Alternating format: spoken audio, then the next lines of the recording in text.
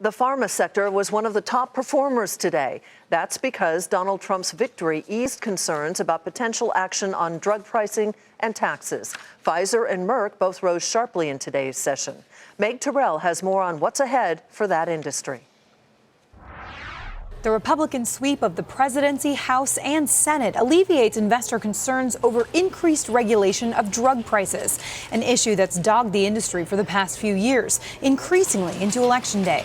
Stocks, including Ariad Pharmaceuticals, soared today. It had been in the crosshairs of Senator Bernie Sanders over pricing of its leukemia drug. A majority of investors now expect no major drug price reform in the new Congress, according to a survey done by Evercore ISI.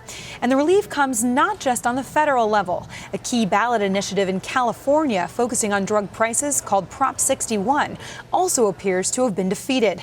Called the California Drug Price Relief Act, it attempted to match discounts on drugs for California state agencies to what the federal Department of Veterans Affairs receives. But the drug industry and others opposed to the bill outspent supporters by about 7-1. The other issue drug industry investors are focused on is tax reform.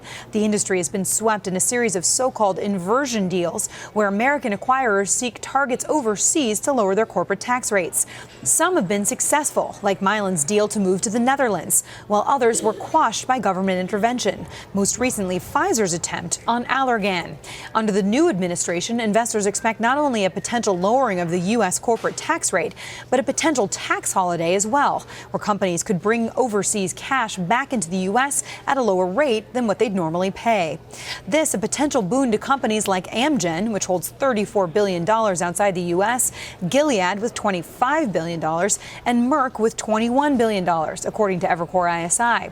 But it's not all smooth sailing. Donald Trump has also said he would repeal the Affordable Care Act, which could create a lot of uncertainty for the future of health care in America.